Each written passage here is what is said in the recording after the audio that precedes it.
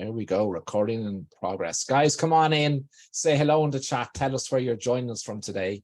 We're deeply honored that Janice has joined us today. Janice Morse, all the way from Marlton in New Jersey. Thank you for joining us. Thank you for having me. So, guys, here's the story, right?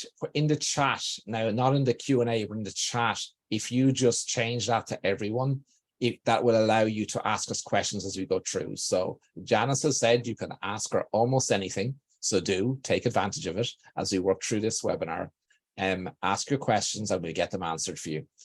So Janice, thank you so much. You've been a 3XM client for so many years now. Thank you so much for your business. And I see some of our products there behind you. So thank you for that.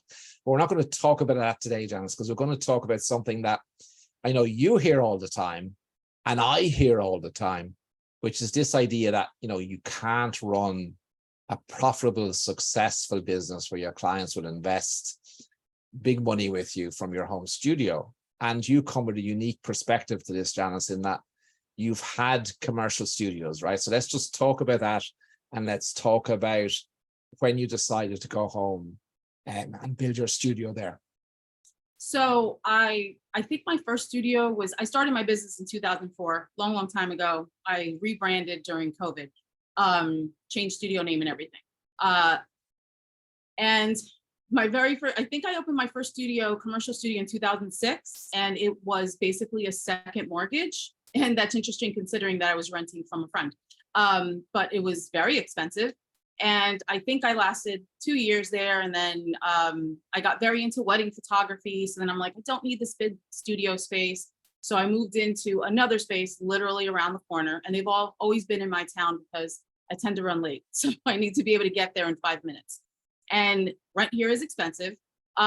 So moved into a smaller studio, and then everyone decided I want studio portraits, and I'm literally shooting against the wall. And then moved into the last studio.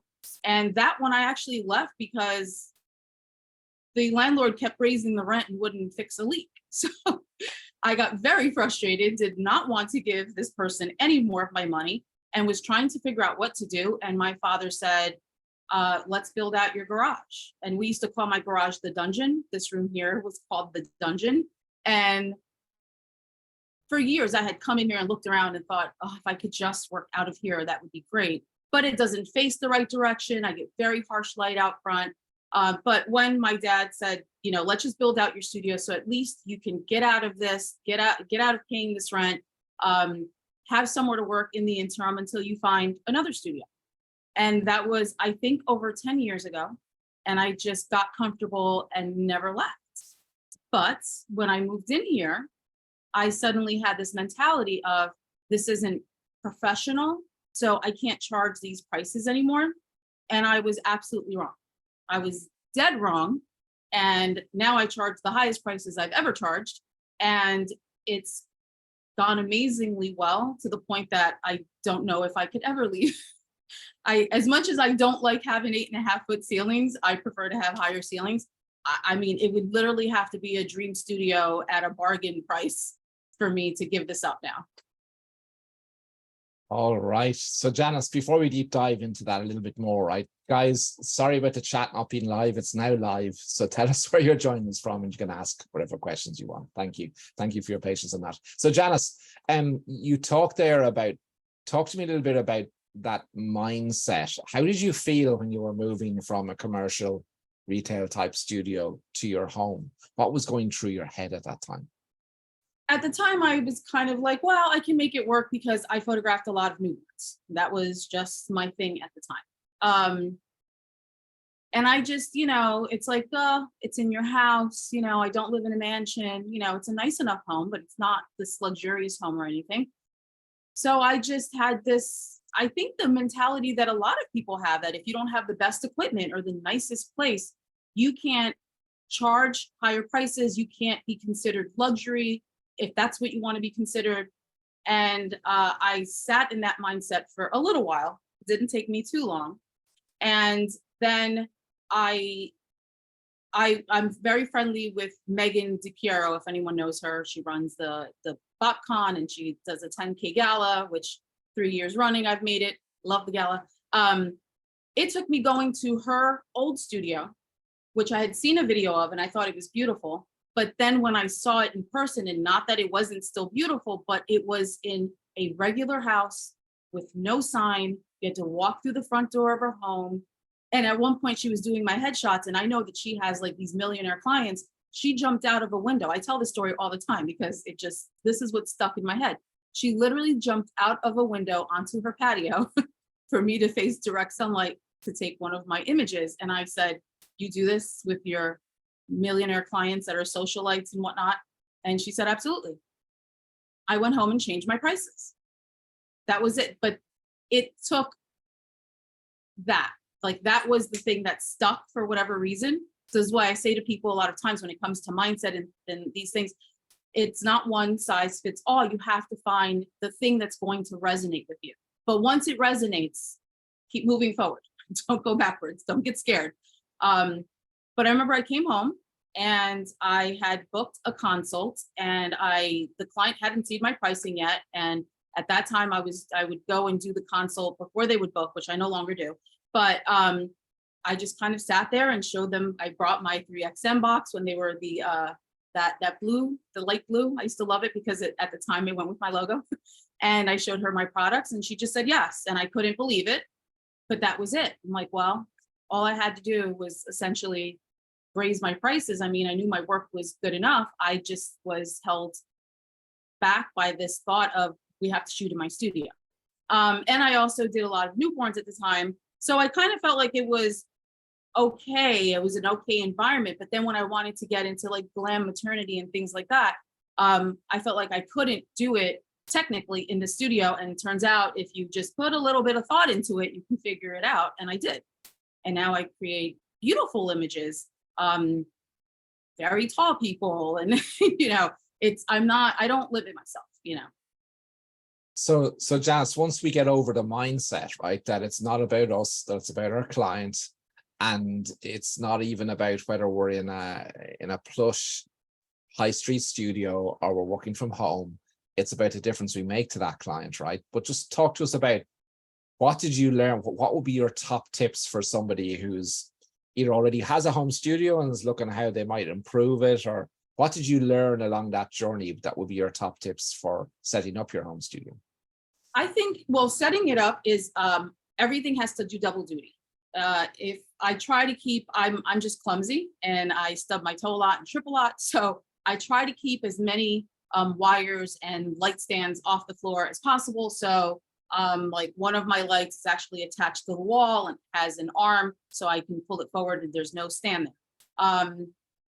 My lighting is very simple. Yes, I sometimes get elaborate and do gel lights and things like that, but most of the time you're going to see me shooting with one light and a V flat. Those are my go-tos. And I can do a whole lot of different lighting scenarios with just those two things. Everything that does double duty, like the couch that I'm sitting on has become a signature piece for my studio. I can never get rid of it now. And it was meant to be a pretty sitting area, but one day I photographed against it, and now this is a big seller. Everybody buys one of those 30-inch acrylics of one of these photos. Any stool that you see in my studio, like those plush benches, if you open them up, they're full of fabrics inside. Everything does double duty. Behind this screen here is an entire closet of newborn fabrics and whatnot. So that's a big tip, is look for things that do double duty or things that you can collapse and put away. Like I have a clothing rack that I always have out for my clients with their name on it, which they think is super fancy because they feel like they're walking into, like, this is my shoot, even though it's in a home. But it collapses so I can put it away and I don't have a million things laying around. But the other big tip is, I feel I'm starting to really recognize, and I know this about myself, but I'm starting, you always think it's just you, and then you talk to people and realize you all have the same mentality. A lot of photographers are not leaning into the fact that you are the expert, and your clients, if they've reached out to you, if you've received an inquiry, they clearly like your work enough to reach out and find out more about it. You are the expert, act like the expert. And it makes your clients really trust you and come in comfortable and confident that you're going to produce what they're expecting you to produce. And I find that a lot of photographers get very timid and, I don't know, feel like they're bothering the customer if they call them. And I'm always like, we're not cold calling. These are people that have reached out to us that are interested in hopefully hiring us. So be the expert. It doesn't matter if you're meeting them at Starbucks talking about the portraits that you're going to create for them. You are the expert. It's really about your attitude. You're absolutely right, because your clients borrow your confidence, right? So if you're not confident, well, then they're not going to be confident, which means you're not going to be able to deliver for them. Yeah, then you're making them insecure. They're Yes. insecure enough. Portraits are tough. I mean, if you've ever had a camera pointed at you, it's a little jarring. And if you are not confident, your client is not going to be confident in the photo shoot, in what you can produce. And I feel like it puts them in a frame of mind of looking for things wrong with the photo, which, we nitpick ourselves apart enough in portraits. We don't want to give our clients an opening to do that. So be the expert. You are the expert. You have a photography business. You're an expert. So Janice, you do maternity and you do newborn and you do boudoir and you do headshots and branding. So how did that come about? Why those genres? And I've also shot weddings, and I've shot New York City Fashion Week, and I've shot football games. Photography was a thing that was a fun hobby. I'm very proud to say I was a mom with a camera who literally wanted to take better photos of my kids for my scrapbooks. And then my sister, I guess, started getting good at it. And one day she showed me these Christmas cards that someone paid her $300 for. And I said, "Are you serious?"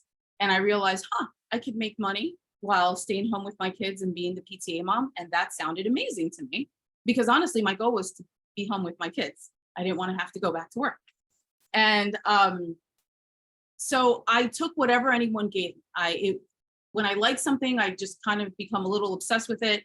And I remember falling asleep at my computer all the time trying to learn Photoshop. That was a lot harder than learning photography. But then I did a portrait for someone and she asked me to shoot her wedding. So I'm the type of person that my motto is jump in head first and then swim to the top, figure it out later.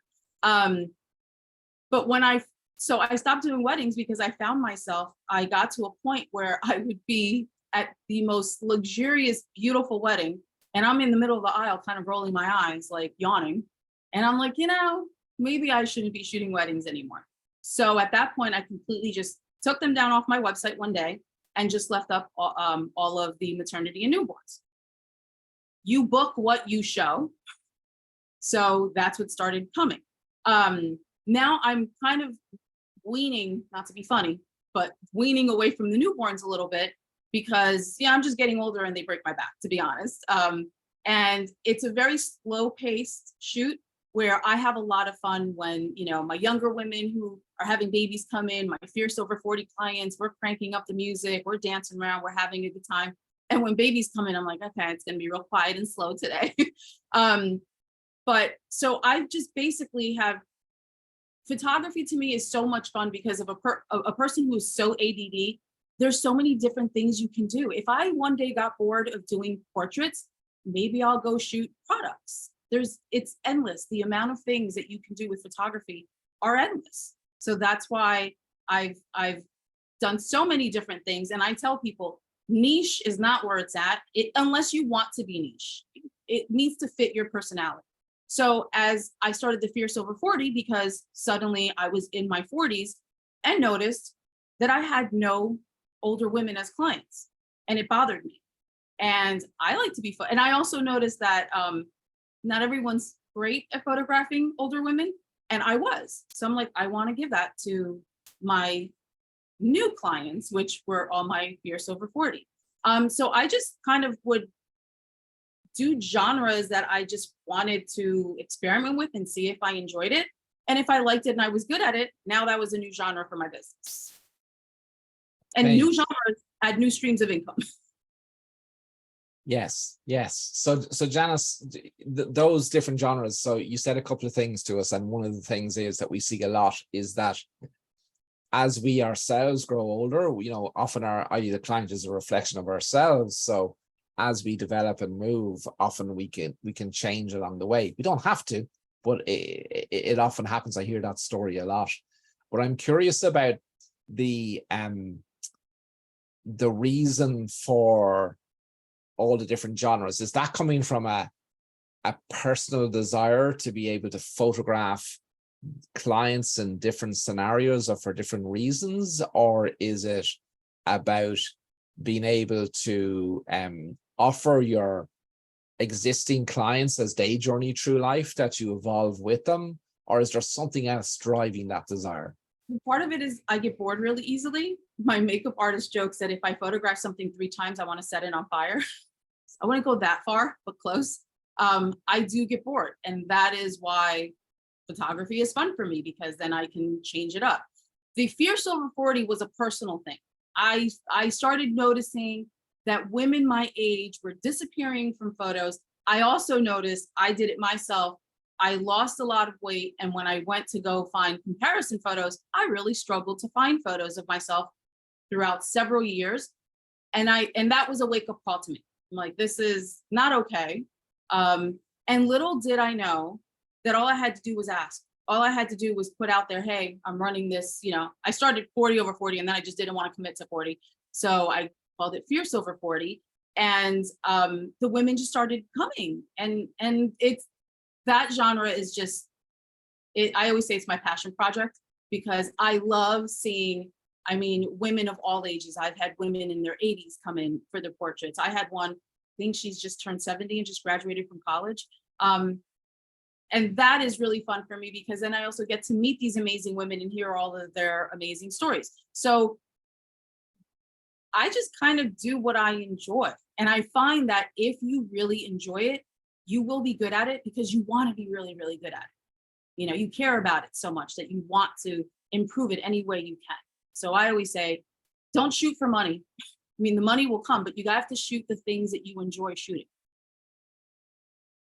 Yeah, and so this 40 over 40 that evolved into what it is now, what is it? What is it that when these women go through that experience, right?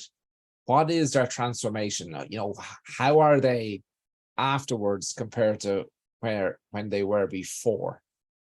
So it's funny, because I have a friend who is a behavioral therapist out in California, and I didn't realize what she was talking about was these, over 40 or whatever. They are transformative portraits. I used to have this hang up, because I do retouch my images. I do what I call magazine style retouching. And I used to have a little bit of a hang up about it, because, people are very like, oh, stop photoshopping people. But I realized that I'm not putting out something that isn't real. What I am doing is showing everyday women, no matter your age, that yes, you too can look like you belong on the cover of a magazine. I don't care who you are. Yes, you can. They do it to these actresses and models and whatnot every day. We can do the same for you. And to me, it's also, let me show you how the world sees you, because we're so critical of ourselves. Like even my kids, one of them got a bad haircut recently, and I said, no one is going to notice unless you point it out. People look at you as a whole, not the way we look at ourselves, nitpicking every little detail. So I love that before they even receive my clients see their photos completely unretouched. The card comes out of the camera, goes right into the computer. That is how they see their images.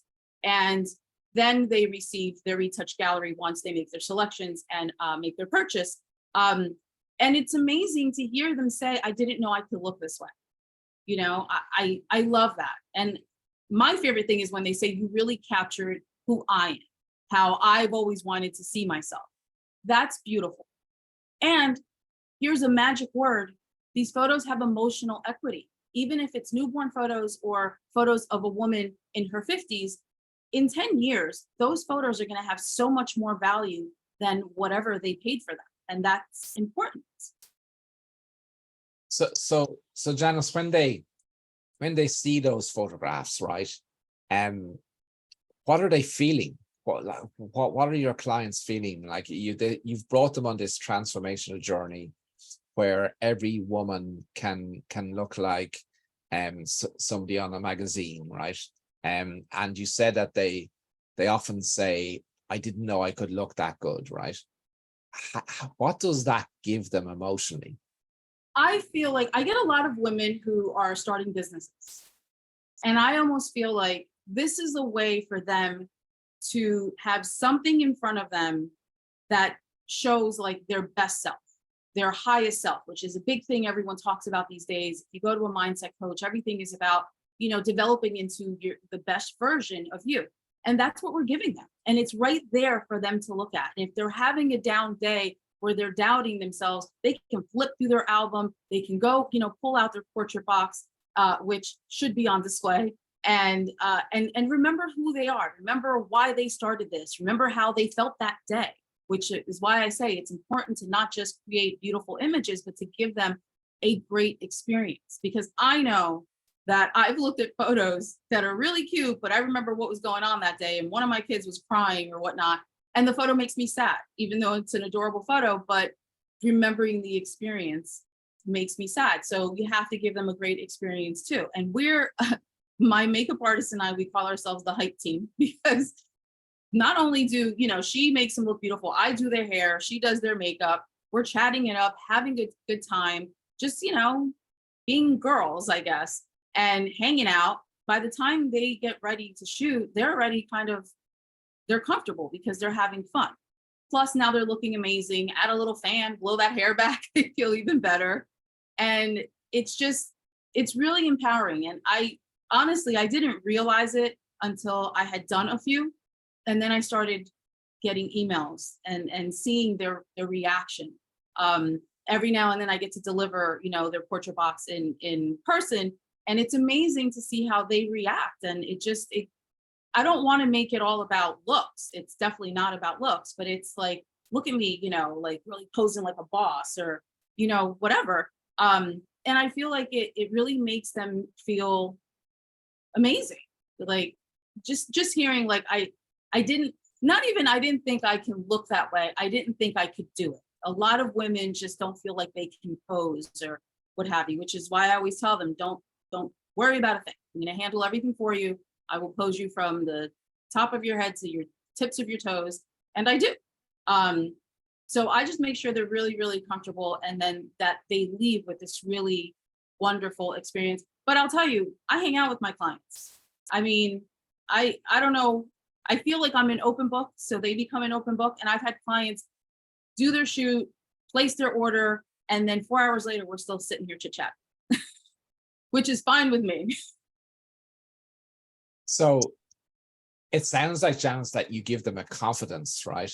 That when they go through it, you give them a renewed confidence. And even on those bad days, they can look at it and it brings back that confidence, right? Whether it's the wall art or the folio box or the album, when they see it, it rekindles that confidence.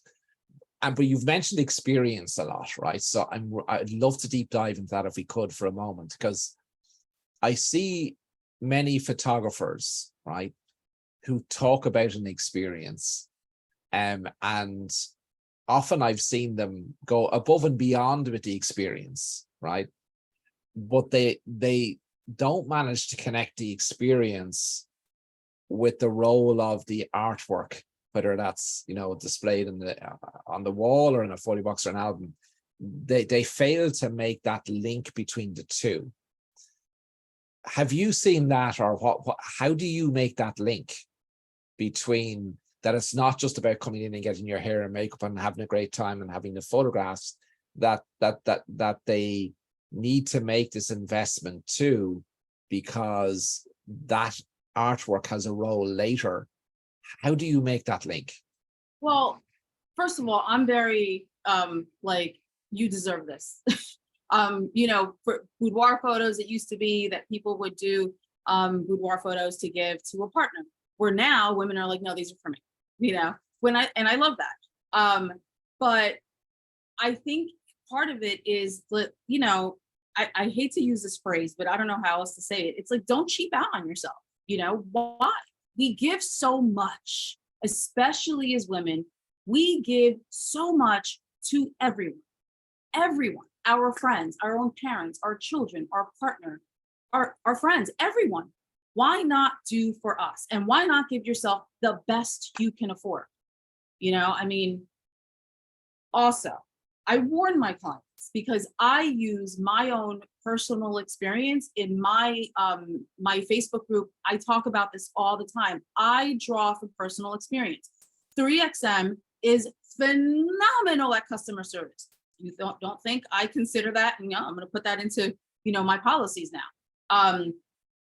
I've had bad experiences with companies or with photographers, and I will tell my clients, listen, I totally understand if you want to shop around, but if you get photos done and they are not done well, it is such a gut punch, because it is true. I'm not trying to scare them. I'm telling them the truth because it has happened to me. And I've literally sat in my dining room and cried over a very bad, just very bad Photoshop, I think it was. But it's a gut punch. And do you really want to go through that? You don't. And even same thing applies to newborn photos. You can't really redo newborn photos because that baby does not look the same at 5 weeks than they do at 2 weeks. So do you really want to, is this something you really want to price shop? Now, if they cannot afford your prices, they are not your client. That is perfectly fine. But that's also why I'm very transparent. So by the time my clients come in to shoot, this is not about money. They already have wrapped around their minds what they're going to spend. And then I tell them, add another 10 images to that, trust me. And I say it with complete confidence because I know how it works. And sure enough, they're going to want 50 images and be like, oh, I can only afford 20. So I'm very, very transparent, and I'm very clear with them right from the beginning so that money is a non-issue. The day of the shoot, I want this to be fun. Yes, at the end of the shoot, you're going to pay thousands of dollars, but it needs to be fun and not about the money.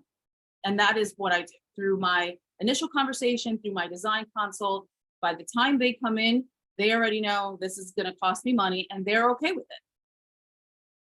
All right. So you mentioned there, Janice, the initial consultation. So just talk to us through that. Like, what does that look like? So you've got an inquiry from your website or a referral.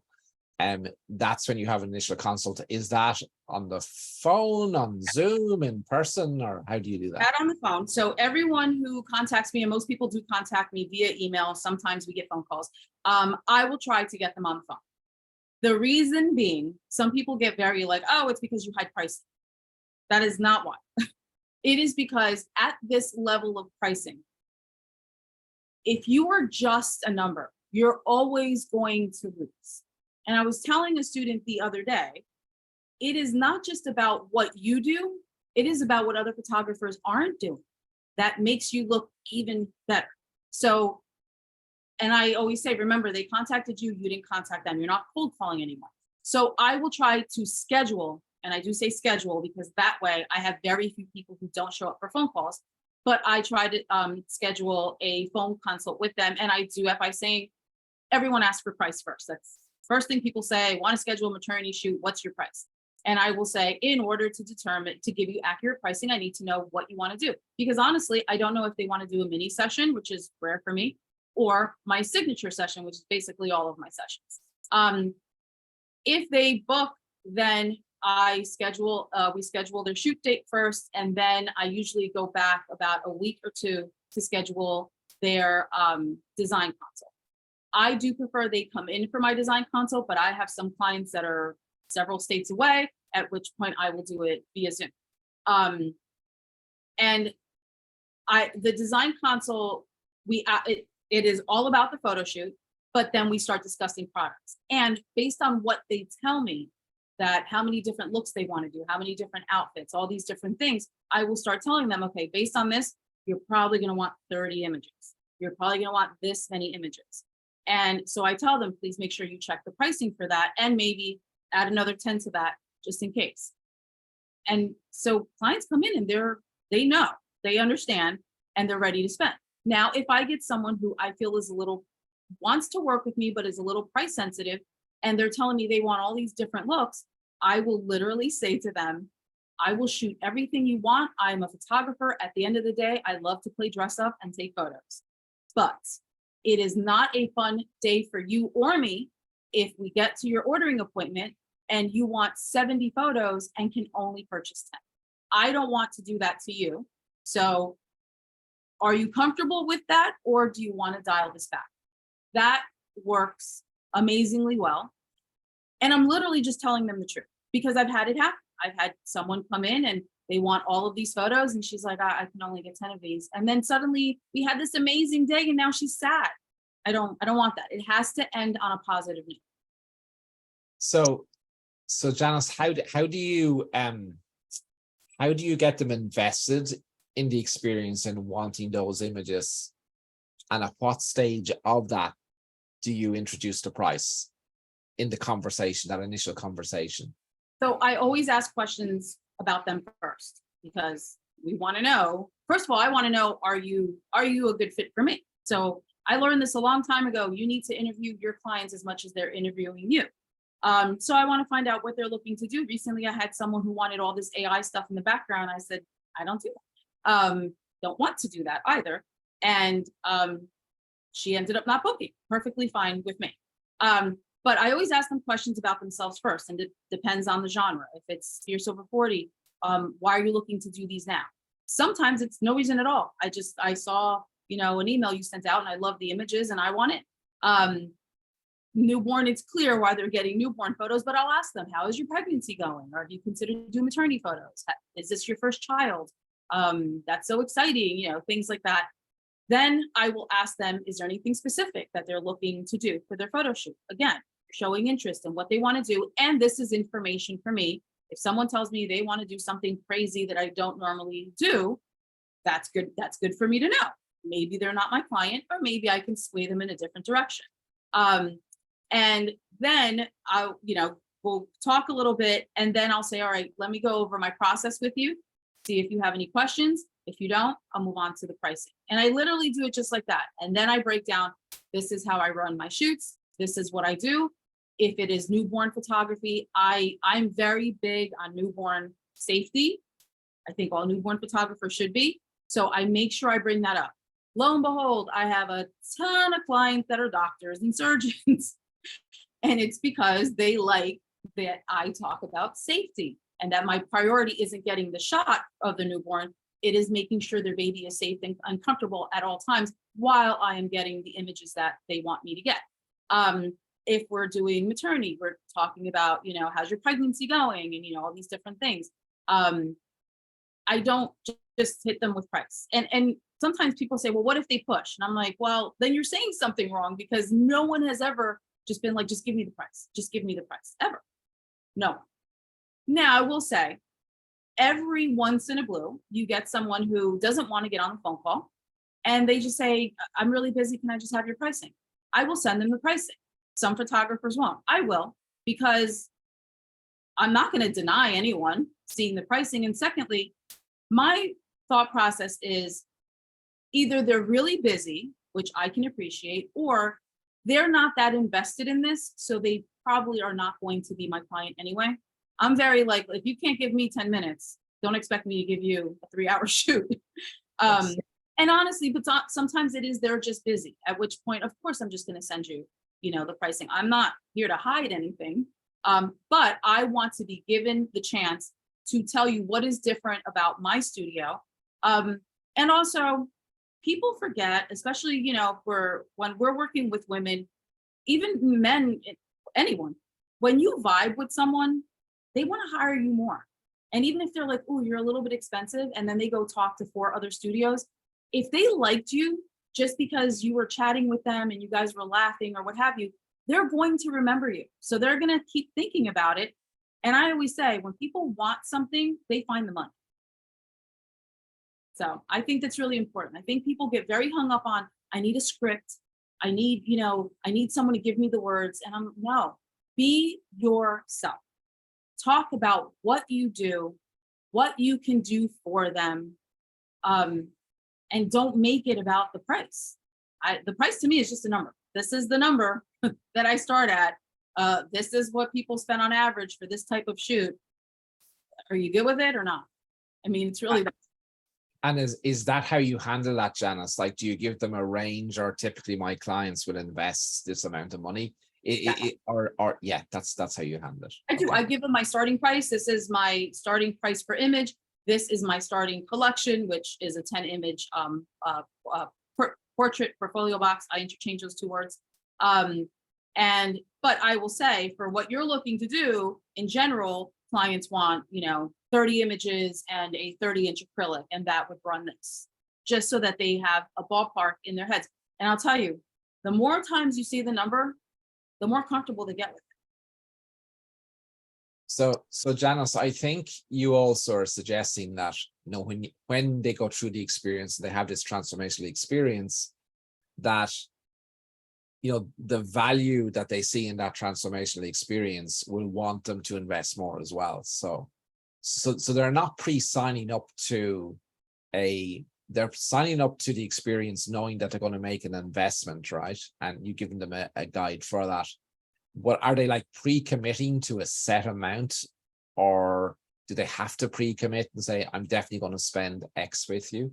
No, I don't have anyone pre-commit. I do almost like, I always say, it's almost like I'm setting the expectation of, we have a photo shoot on Friday, and this girl, I kid you not, I think it's 15 different outfits. So the more we talked about it, I mean, we're talking big numbers. At first she was like, I know I'm going to spend 5,000 right off the bat. And then the more we talked, I'm like, these are a lot of different looks. This is a lot of different photos.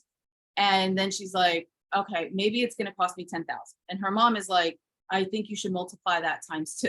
And this is literally, so now we went from, okay, $5,000 to between $10,000 and $20,000, just because we're discussing all the different things we're going to do. And I keep saying to her, I don't want you to have to leave any of these behind. Are you sure you want to do this many looks? This is probably what it's going to run you. Yes. I mean, this girl, she's like, I've been saving up for this for a year. So, but that's amazing that you can build that kind of excitement. And we haven't even, all we've done is one phone conversation and a design consult. And her mom's already getting excited about doing her own photo shoot. So, build that excitement. Your clients will follow, your attitude. And if you're excited and you're, pumped for their shoot, they're going to be too. And that means they're going to spend with you. People spend money with people they like. And Janice, how do you deal with, I hear it a lot when I talk to photographers, because I talk to a lot of photographers every day. How do you deal with that fear they have about creating a price and an investment guide that they feel comfortable with? Like, I see a lot of photographers, and it's actually a self-belief thing, that they get hung up that it's about them. And it's quite clear from you that it's not about you, it's about the client, and it's about their transformational experience. How, did you have to go on a journey to get to that position? Were you ever in a position where you used to say to yourself, oh, I can't charge that? Oh yeah. I remember thinking, a $3,000 order was like amazing for me. And now if I have a $3,000 order, I'm like, that's all right. Not my favorite. But for some people, it's very quick. They read a book and they're like, woo, my mind is free, and they go and raise these prices. It took me essentially experimenting with my business, which I don't regret because I learned from it. But I remember at one point I had a studio. It was my last studio, and business got slow. And I know everyone was selling, a bundle of digitals. And I decided, okay, well, this is going to be my one package, 20 images, digitally, high resolution, for $649. And I thought people were going to be banging down my door at this price. And what I found was that it was crickets. And I realized, because it's happened to me too, it's perception. The work was exactly the same, but now because the price was lower, the perception must have been the work's not that good. I've done it too. I told a story recently. in my Facebook group about going to a photographer who the additional digitals were $10 each. And I literally didn't buy a single additional image because she devalued those photos so much that even me as the mother of the kids in this photo didn't care about the pictures. You do that. You're putting that on your clients. So the question I get a lot is, how do you get these high-end clients? First of all, my clients are not high-end. I do have some clients that drive Lamborghinis. I have some clients that are millionaire football players, but most of my clients are average everyday people. I've delivered a $4,000 wall gallery to a tiny little apartment off the highway. There are people who value what I do. And I don't care how much or how little money you have. If you value something, you'll spend money on it. We've all seen people who live in a shack but drive a beautiful car. That doesn't make sense to me, but they value the car more than the home. Don't impose your own thoughts onto your clients. Don't make assumptions about your clients. Don't be afraid to raise your prices because you're going to leave clients behind. That is you assuming that your clients are not growing financially. And a lot of people are. So, and also, why should someone says, I don't want to lose my loyal clients. Are they loyal clients if they're keeping you financially stuck? I don't think that's loyal. I think loyal is you double your prices and they come back to you again and they pay those prices. That's a loyal client. And Janice, you said a very important thing there. Like, you've talked about that it's not our job to determine whether our clients can afford this investment or not, right? Yeah. It's not our job to do that. It's our job to create an amazing experience where they have that transformation, and then the artwork they invest in, has a job today, tomorrow, forever, right, for them. And once you deliver that, I think that's what you're talking about, the value, right? That it doesn't matter where they're coming from. Once you deliver that transformation, and they have that artwork that reminds them every day and gives them that confidence or whatever that is, that's priceless, right? Exactly. Even for newborn photography, you're going to have these photos forever. And I always tell those clients, these are for you now, but eventually these will belong to your, something's buzzing. I don't know what it is. I'm sorry. We can't hear it. It's all good. I always say eventually these will belong to your children, to that child. They're legacy portraits. That's why we call them legacy portraits. That's why if I send a recap to my client about our discovery call, I will mention heirloom 3 times in that recap email. You're putting value on the product. And I also tell people, photographers have this really bad habit of, well, whatever my vendor charges, I'll just double that price. I always say, I'm not Dunder Mifflin. I don't sell paper. I sell photos. So if a client or people say, oh, I don't want all the labeling on the box if they reuse the box to ship their item. If my client said, hey, I know this only costs you $200. Yes, blank. With my photos, that's $3,000. I don't sell paper. I don't sell, that's just, the format that you're receiving it in. But what I'm selling is the photos on the paper, in the album. And I think photographers need to kind of really wrap their heads around that. And know your numbers. That's a big thing too. People are like, well, I only need to make so much. And I'm like, well, when you really start factoring this, and that, you don't realize you're losing money. So know your numbers. Very important. We're going to get on to know your numbers now in a second. One of my favorite topics. Some people are asking, is there a replay? Guys, we're streaming live into the 3XM Insiders. That's 3XM's Facebook group, so it'll be in there. And the next 48 hours, it'll be on our YouTube channel as well. So it is being recorded, so you can catch up. If you have any questions, ask them in the chat, right? We've got Janice here. This is not going to happen again for a while. So if you got a question, don't hold it back. There's no such thing as a stupid question. Ask it and Janice will answer it for you. So Janice, before we talk about numbers, right, can we just talk a little bit about marketing, right? Because you mentioned a little bit earlier about people asking, how do your clients find you? Where do they find you to put up their hand and say, I'm interested in talking to you about what you can do for me, what transformation you can deliver me through your photography service? How do you market your business? So most of my clients are coming from Google and from Instagram. We did last year, I ran the Fierce Over 40 campaign because I needed people to know I'm doing this now. I'm not just doing maternity and newborns and little babies. So that I had to actually market, and we ran Facebook ads, and that was pretty successful, though it took a while to figure out because Facebook is finicky. But for that, we ran ads. Everything else is, I didn't start getting clients from Instagram until I started making reels, which at first was a whole, oh Lord, everyone's going to cringe, including myself, and my children might die from cringing. But then I just started doing things that I found funny, that I found amusing, that fit my personality. So that's another place where I always say, photography is personal, especially if you're doing, not if you're doing commercial work, I guess, but if you're photographing people, if you're taking portraits, it's personal. People want to know who you are. Do not, and I know we all do it, do not be afraid to let your personality shine through. I cut up in my videos because that's who I am. And that is exactly who my clients can expect. And strangely, one of my last Fierce Over 40 clients was a pastor, a woman pastor. And I was like, oh, she is not going to want to come to my studio. And she specifically came to me because she felt like I could bring out the side of her that she wanted to capture in her portraits. She says she's known to be very serious.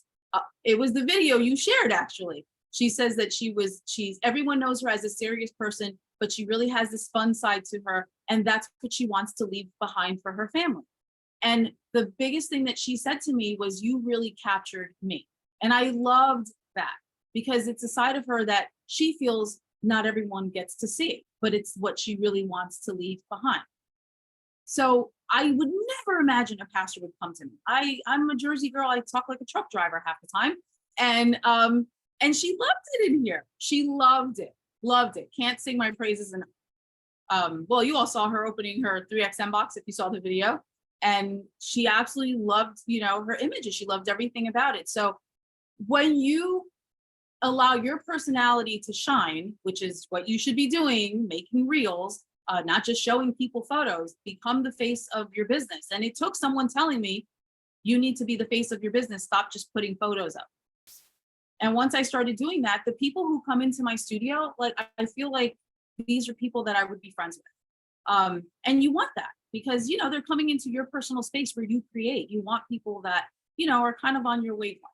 And by putting your personality out there, that's the only way you get that. Absolutely, Janice. You're absolutely right. Because if you think about it, our ideal clients are often a reflection of ourselves. So when we put our personality out there and people like that, well, then you're building that know, like, and trust, right? And the advantage with Reels on Instagram is, that's Meta fighting back against TikTok.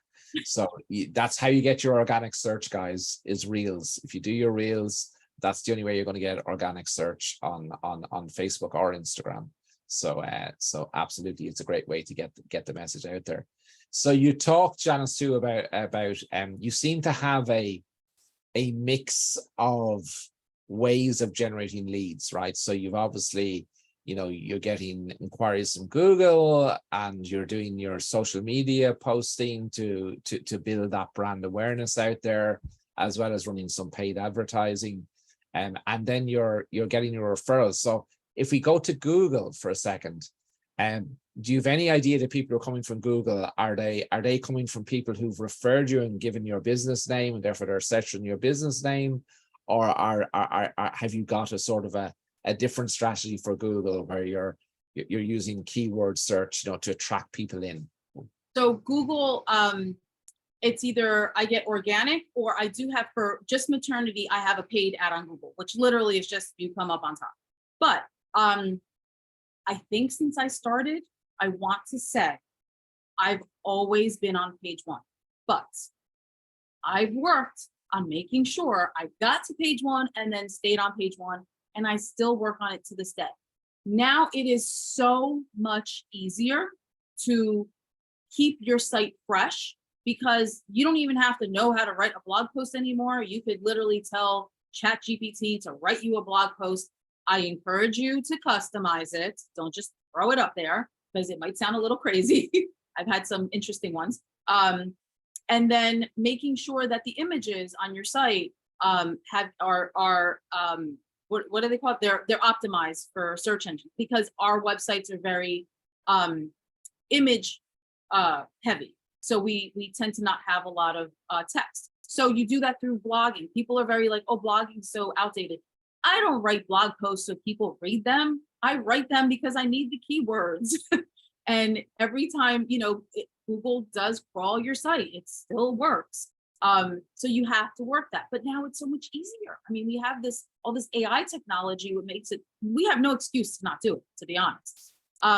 So I do get a lot of organic, and I make sure that I ask every client. There is a drop down where on my inquiry form, but I think like the default is Google. So I also ask, where did you find me?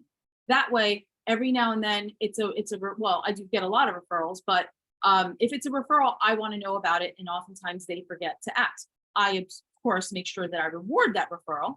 And that works fantastic as well. But there's just so many things we can do these days. And I feel like it's so much easier. When I started in 2004, YouTube didn't even exist. Facebook didn't exist. We were making flyers and pinning them up on the billboard, on the bulletin board at the supermarket. I'm ashamed to say, but that's what we did.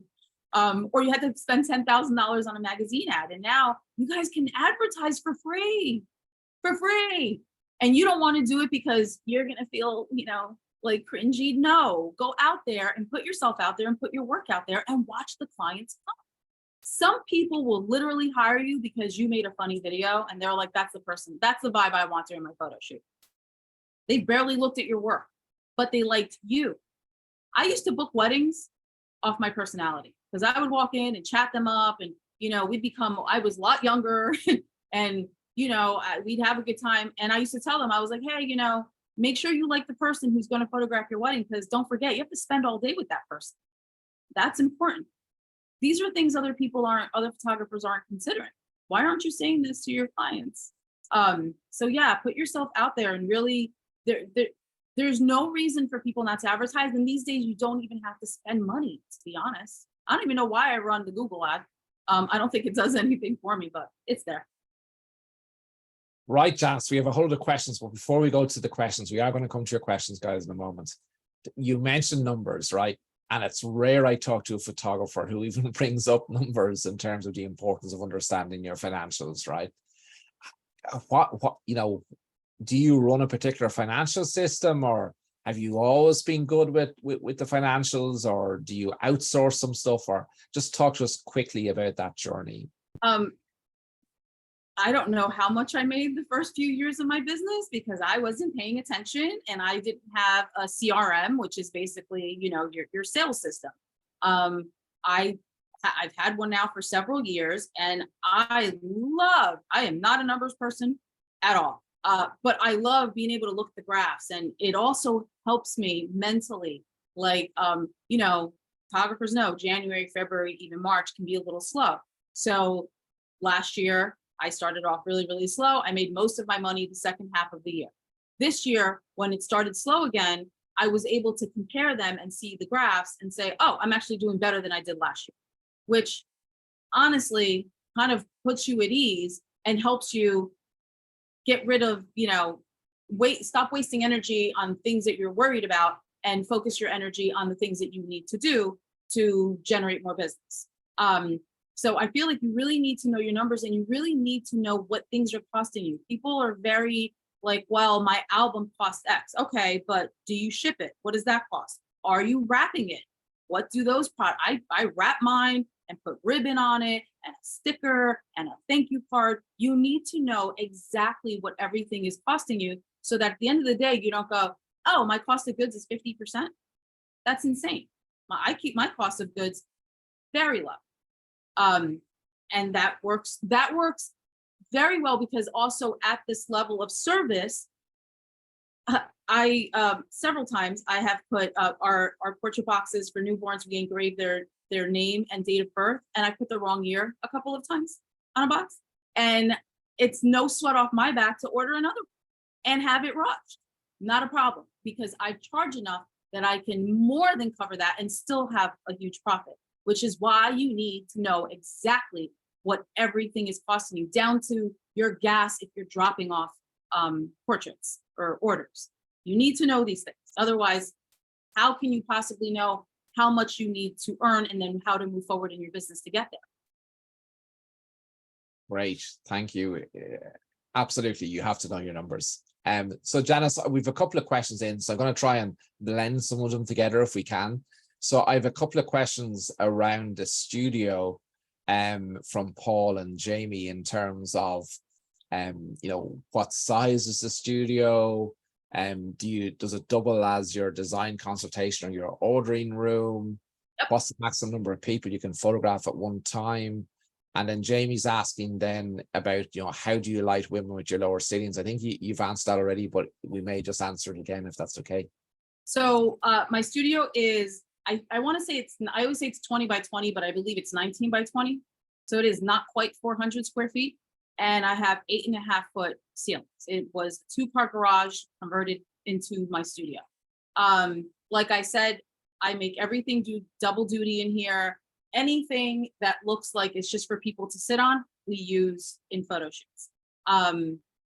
Literally everything. I have flowers hanging everywhere that look like decoration. Well, we use those. I literally grab them off wherever they're hanging, use them in photo shoots. So the good thing about having low ceilings is that you can bounce the light off the ceiling when, Sue Bryce has that God light and she puts the light above and behind. Well, all I have to do is bounce the light off the ceiling to create that effect. Also, I've adjusted in the way I used to shoot. I used to have my light very high up and above my client's head. I can't do that anymore. So the light is lower. So now my client is usually about a foot behind the edge of the light. I feather the light. That is so old school. So I draw from things that I learned when I was first learning photography. The very first thing we learned is to get very pretty soft light, is feather the light and then have a reflector on the other side. I still do that today. I'm very, keep it simple. But I like that if I want to do really creative lighting, I can still do that. I just have to kind of, I'm not above dragging my husband or one of my sons in here and stand there for a second so I can figure things out. And I do everything in here. I make my reels in here. I do my design consult in here. The ordering appointment, I do same day ordering. Immediately after the photo shoot, we sit down. Behind one of my curtains is my computer. We pull it. Actually, my computer is typically on while I'm shooting because every now and then I'll shoot tethered. I love showing my clients their images as I'm shooting because I also feel like they feel like, oh, wow, look how amazing I look. And it helps them relax. But I do everything in the studio, and my husband also works from home. So he often makes his phone calls from my studio too. This is everyone's office, apparently. Great. So Janice, Julie and Miriam have sort of product questions. So there's sort of 3 questions in one. So the first one is, how do you decide what products to offer? And the second one is then, how do you figure out how to price them? Do you have a particular multiplier you use, or how do you come to the final price that you're going to ask your clients to invest in? And the third one is around names. So you mentioned earlier about you refer in your emails about the heirloom album. What if they don't ask for an album? Do you still bring heirloom into it? Is Miriam's question. So sort of 3 questions in one. So it is okay. Well, now I can't remember the first one. Let me go backwards.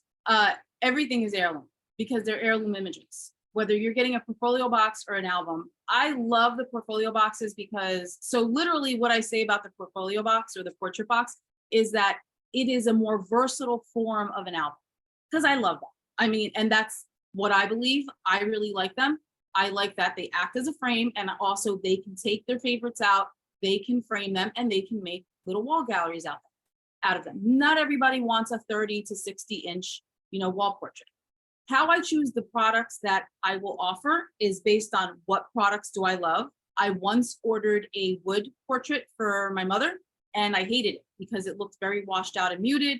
I kept it, put it up in the hallway upstairs, and then ordered my mother something else. So I go by the products that I love, because then I can speak about them and I can tell them what I love about these products, because I'm also a consumer. Everything I offer, I say, is heirloom. Now, I will only work with companies who stand behind their products. I mean, if I think I had a loose hinge once and it happened in shipping, and I think next day, I still not sure how DHL managed. I had an engraved new portrait box from 3XN. Being able to do that for my clients and being like, we're going to solve this problem lickety split, is service. That is why they pay me the big bucks. I say, I guarantee the products. Also, I do not get clients who say, I just want the digitals, because what I say about that is, first of all, your computer is where photos go to die. Your children are never going to say, mommy, pull up that hard drive. But if you have an album or a portfolio box sitting there, your kids are going to look through them. I know this because I have 3 grown sons, and they pull albums off the shelves and there are portfolio boxes off the shelves, and they look through the images.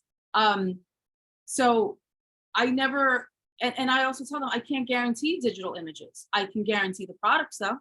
They should never warp. They should never fade. These are, acid-free mattes, all those different things. I can't guarantee digital images. So that's why and heirloom is also, it's not just the quality of the product, it's what is going to happen to this album.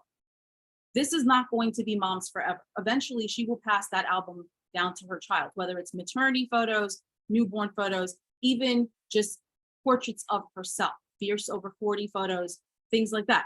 Maybe not boudoir photos, but that's why they're an heirloom, because our hope is that they're going to be passed down. A lot of clients aren't thinking that. And then when you mention that to them, suddenly this has a much higher value than just, an album of pictures of myself. So Janice, I can't believe we're over talking, but there is one more question, and we did talk to it, but let's talk to it once more. So how do you deal with imposter syndrome? I get a photo shoot done by me. No, that's hard. That's hard. I read a lot of things. Don't think that I don't suffer from it. I think a huge misconception among photographers is that someone will see, that my studio is making into the 6 figures, and they're like, oh, she's got it all figured out. No one has it all figured out. And that's why sometimes I show up like this, and sometimes I show up a complete hot mess, because that's just, hey, that's where I'm at today. I feel like the more you put yourself out there, the faster your imposter syndrome goes away. So, but it does happen. It happens. I've made some reels and been like, either I'm cringing or my kids are kind of like, oh, mom, why? But at the end of the day, I'm like, listen, this is what advertising is now. I really fought reels. I really fought them. And then I started just doing things that I thought was amusing. And it's really cool when you put something out that you're kind of unsure of, and immediately you get a message and someone's like, hey, that was really cool, or that was really informative, or that was really funny, and you don't get that if you don't try. So just try, but don't be someone else, be you. I was just about to say that. You took the words out of my mouth, because you're being yourself, right? You're being genuine to yourself. That's all you need to be, is be genuine. Genuinely care about other people, genuinely care about the difference you're making with your photography to their lives today, tomorrow, forever, and be yourself. And that's all we need to do. It sounds simple, Janice. You make it sound really simple, but it does work. Janice, thank you so much. You're an inspiration to us all. If people want to know a little bit more about Janice, what's the best place to find you? So I just started I have a baby Facebook group. If anyone wants, tips, know what I do, what I'm about, how I have these sales without really selling. I have a Facebook group called The Morse Code, MORSE, because my last name is Morse. And my website is janicemorseportraits.com. My Instagram is @JaniceMorsePortraits. I'm all over the place. You can find me anywhere. Literally everything is @JaniceMorsePortraits. Janice, thank you so much. You're an inspiration to us all. Thank you all for joining us today. Thank you all who watched the replays, and the replays are available, as I said, in 3XM Insiders, and they'll be on the 3XM YouTube channel in the next 48 hours. Thank you, Janice. Thank you so much. Bye, everybody. We'll see you again soon. Bye for now.